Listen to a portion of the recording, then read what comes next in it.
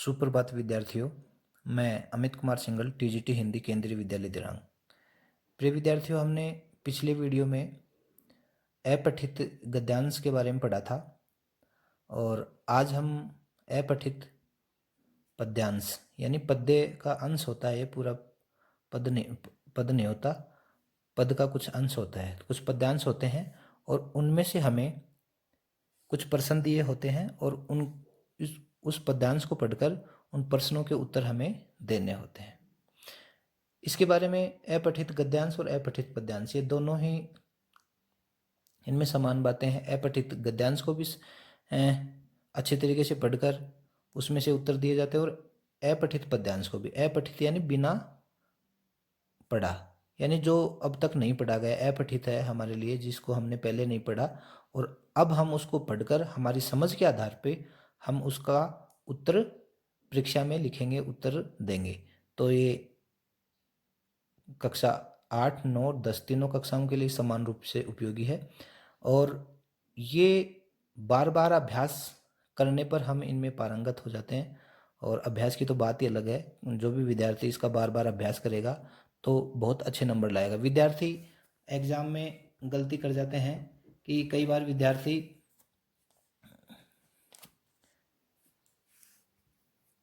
अपठित गद्यांश को या अपठित पद्यांश को छोड़ के आ जाते हैं, उसका पूरा उत्तर नहीं देते हैं, जिससे क्या होता है, उनके नंबर कम आते हैं। तो हमें ऐसा नहीं करना है। अब सबसे पहले हम इसको पढ़ेंगे और इसमें आए कठिन शब्दों को पढ़ेंगे और बाद में उत्तर देंगे। अब देखिए, इसमें अपठित गद्यांश में कई शब्द जैसे निर्मल, शीतल, षड ऋतुओं, इनके हमें अर्थ पता होना चाहिए। कई विद्यार्थी कहते हैं कि सर हमें इनका अर्थ नहीं आता। हमें अर्थ इसलिए नहीं आता क्योंकि हमारी वोकेबलरी कमज़ोर क्यों होती है, क्योंकि हम शब्दार्थों की तरफ हिंदी पढ़ते समय शब्दार्थों की तरफ ध्यान नहीं देते हैं। तो जब अगर हम पाठों को पढ़ते समय शब्दार्थों की तरफ ध्यान देंगे तो हमें हिंदी समझने में, हिंदी पढ़ने में आसानी होगी और अपठित गद्यांश को, अपठित पद्यांश को निबंध लेखन में, पत्र लेखन में, हर तरह जिस विद्यार्थी की शब्दावली जितनी अधिक होगी उसको पढ़ने में सुविधा, पढ़ने में, समझने में उतनी ही सुविधा होगी। तो चलिए हम इसको हल करते हैं। हल करने से पहले हमने कल भी चर्चा करी थी कि ये जितने भी प्रश्न दिए गए हैं इसी में इनके उत्तर किस में समाहित हैं, इस पद्यांश में समाहित हैं। हम जब तक ये हमारी समझ में नहीं आएगा हम उनके उत्तर नहीं दे सकते।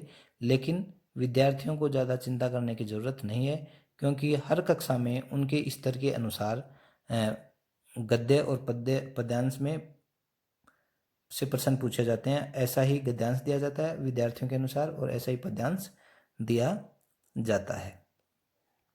तो चलिए हम इसको पहले पढ़ लेते हैं।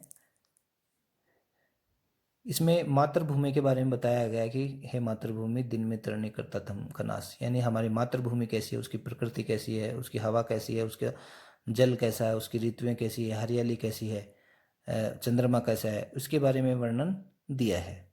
निर्मल तेरा नीर अमृत के सम उत्तम। निर्मल, निर्मल कैसा है, यानी पवित्र। तेरा नीर, नीर यानी पानी। अब देखिए, ये शब्द हम पढ़े होते हैं लेकिन हमें इसलिए नहीं आते क्योंकि हम इनको पढ़ते समय क्या नहीं करते, हम ध्यान नहीं देते हैं पढ़ते समय। तो हमें ऐसा करना, हमें पढ़ते समय शब्दार्थों पे ध्यान देना चाहिए। तो निर्मल तेरा नीर अमृत, नीर यानी पानी, अमृत के समान है। के सम, सम यानी समान, उत्तम, उत्तम यानी अच्छा है। हे मातृभूमि, तेरा पानी कैसा है, बहुत पवित्र है और अमृत के समान उत्तम है, अच्छा है। शीतल मंद सुगंध पवन हर लेता श्रम। शीतल, शीतल यानी ठंडी, मंद यानी धीरे धीरे बहती हुई, सुगंध, पवन, पवन यानी हवा, हर लेता, हर लेता यानी दूर कर देता, श्रम, श्रम यानी थकान दूर कर देती है। मातृभूमि की हवा कैसी है, शीतल मंद सुगंधित है और वो क्या कर लेती है, थकान को मिटा देती है, थकान को हर लेती है, थकान को हर लेती है। षड, षड यानी 6, षड ऋतुओं का विविध दृश्य युद्ध अद्भुत क्रम है। 6 ऋतुओं का विविध यानी अनेक प्रकार का, दृश्य युद्ध यानी इन 6 ऋतुओं का अलग अलग दृश्य है, इनका अलग अलग क्रम है। सर्दी, गर्मी, वर्षा, वसंत, शिशिर, ये ऋतुएं हैं अपनी। तो इनका क्रम चलता रहता है। हरियाली का फर्श नहीं मखमल से कम, और हमारी हरियाली को किसके समान बताया गया? फर्श के समान बताया गया है। धरती पर जो हरा हरा हरी घास हो जाती है, हरियाली हो जाती है, तो धरती पर हरियाली को किसके समान बताया गया? फर्श के समान बताया गया। और वो कैसा है? मखमल से कम नहीं है। मखमल बहुत मुलायम होता है ना, अच्छा होता है, उसी से कम नहीं है। सूची सुधा सींचता रात में तुझ पर चंद्र प्रकाश। सूची सुधा पवित्र, सुधा यानी चांदनी, सींचता रात में तुझ पर चंद्र प्रकाश। सुधा यानी अमृत, सूची यानी पवित्र, सींचता सींचना, रात में तुझ पर चंद्र प्रकाश। चंद्रमा का प्रकाश क्या करता है? रात को तुझे सींचता है। हे मातृभूमि तुझ पे प्रकाश डालता है, शीतल बनाता, पवित्र बनाता है। हे मातृभूमि दिन में तरणी करता तम का नाश। दिन में तरणी यानी सूर्य। अब देखिए कठिन, हमें शब्दों का भी ज्ञान होना चाहिए। तरणी यानी सूर्य है और तम यानी अंधेरा है। तरणी सूर्य, तम यानी नाश, तम यानी अंधेरा। तो सूरज क्या करता है? अंधेरे का नाश करता है। कब करता है? दिन में सूर्य अंधेरे का नाश करता है। तो ये पद्य था। अब इसमें महत्वपूर्ण बात यह है कि जब तक हमें कठिन शब्द नहीं आएंगे, शब्दों का अर्थ नहीं आएगा, तो हमें प्रश्नों के उत्तर देने में कठिनाई महसूस होगी। तो सभी विद्यार्थियों को पढ़ते समय हमेशा शब्दार्थों पर गौर करना चाहिए, शब्दार्थों को सीखना चाहिए, शब्दार्थों को पढ़ते रहना चाहिए। ठीक है, तो अब हम इसके उत्तर देखते हैं। पवन के किस गुण पर कवि मुग्ध नहीं है? जैसे पवन का गुण कैसा है? एक तो निर्मल है, अमृत के समान है और अच्छा है। अब इसमें हमारे को ऑप्शन दे दे, पवन के किस गुण पर मुग्ध नहीं है? शीतलता पर, श्रम के हरने पर, सुगंध पर, उष्णता पर। तो यहाँ उष्णता का कोई वो नहीं आया है। गर्मी पर, उत्तर उष्णता, उष्णता पर ऑप्शन आ जाए, जैसे कि पवन के किस गुण पर कवि मुग्ध नहीं है? तो ऑप्शन ए शीतलता पर, दूसरा श्रम के हरने पर, सुगंध पर और उष्णता पर। तो इन सब पे तो कवि मुग्ध है, लेकिन किस पे मुग्ध नहीं है? उष्णता पे मुग्ध नहीं है। दूसरा उत्तर देखिए, मातृभूमि के फर्श को कैसा बताया गया है? मातृभूमि के फर्श को कैसा बताया गया है? हरियाली का फर्श नहीं मखमल से कम। किससे कम नहीं है? मखमल से कम नहीं बताया गया है। मातृभूमि के फर्श को कैसा बताया गया? मखमली बताया गया है, मखमली। और ये उत्तर हम कहाँ से दे रहे हैं? देखो, हरियाली का फर्श नहीं मखमल से कम, यानी इन प्रश्नों के उत्तर इसी पद्यांश में मिलेंगे। अगला प्रश्न है, काव्यांश में सूर्य का, सूर्य, यहाँ ये कर्म आएगा, ये कर्म नहीं आएगा। सूर्य का कर्म क्या है? हे मातृभूमि दिन में तरणी करता तम का नाश। अब तरणी का मतलब सूर्य है। अगर हमें इसका अर्थ पता होगा तभी हम इस प्रश्न का उत्तर दे पाएंगे। तो सूर्य दिन में क्या करता है? अंधेरे का नाश करता है। क्या करता है? तम का नाश करता है, यानी अंधेरे का नाश करता है।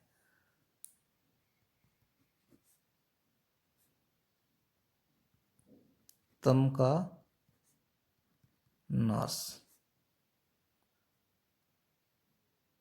तम का नाश करना।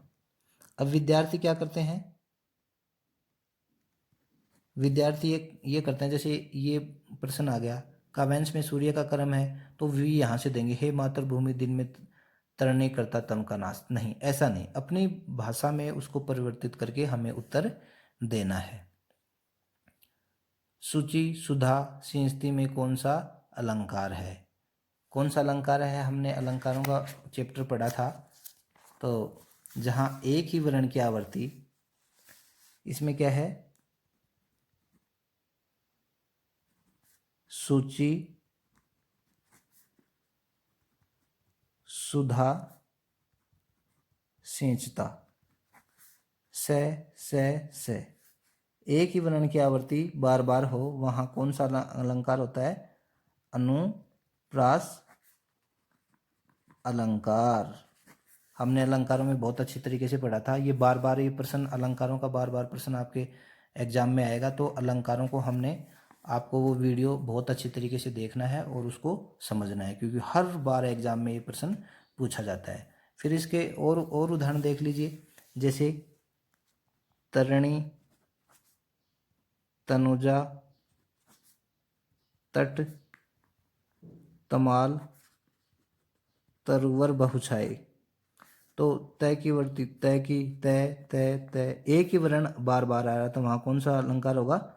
अनुप्रास अलंकार होगा। एक आपको बहुत अच्छा रोचक बताया था चंदू के चाचा ने, चंदू के चाचा ने चंदू की चाची। देखिए च, एक ही वर्ण की आवर्ती बार बार हो रही है, तो वहाँ कौन सा अलंकार आ जाएगा? अनुप्रास अलंकार आ जाएगा। इसके और भी बहुत से उदाहरण हैं, आपको मिल जाएंगे। तो यहाँ सूची सुधा सिंचता में कौन सा अलंकार आ जाएगा?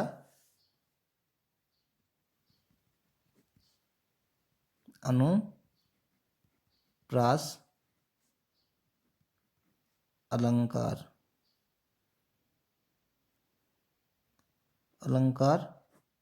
आ जाए। कौन सा अलंकार है? अनुप्रास अलंकार। अब देखिए, नीर शब्द का पर्यायवाची शब्द है नीर शब्द। नीर का मतलब है तो जल। यहाँ पर्यायवाची शब्द हमें इसलिए काम आते हैं कि भाषा को रोचक और प्रभावशाली बनाने के लिए हमें मुहावरों की, विलोम शब्दों की, तत्सम शब्दों की, तद्भव शब्दों की, इनकी सभी की व्याकरणिक शब्दों की जानकारी होना हमें अति आवश्यक है। इसलिए हमें व्याकरण को बार बार पढ़ना चाहिए, व्याकरण का बार बार अभ्यास करना चाहिए, हमें व्याकरण को पढ़ते रहना चाहिए। अब पर्यायवाची शब्द काम आ गया नीर। उत्तर, नीर शब्द का क्या पर्यायवाची हो सकता है? जल भी हो सकता है, हम इसको यहाँ उत्तर पानी भी दे सकते हैं। तो ऐसे ही किसी का भी पूछ ले, हवा का पूछ ले, तो जैसे पवन का पूछ ले, यहाँ पर्यायवाची शब्द, पवन का मतलब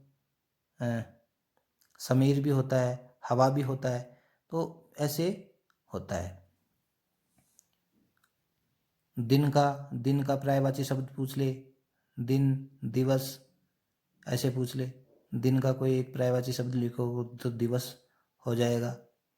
तो हमें पर्यायवाची शब्दों को भी पढ़ना चाहिए।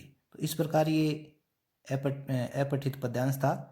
पिछले वीडियो में हमने अपठित गद्यांश पढ़ा था, इस वीडियो में हमने अपठित पद्यांश पढ़ा है। तो प्यारे विद्यार्थियों, इस वीडियो को आपको ध्यान से देखना है और आपको बार बार अपठित गद्यांश और पद्यांशों को हल करना है। आगे भी हम अपने पाठ्यक्रम के हिसाब से और इनका अभ्यास आपको करवाएंगे। धन्यवाद।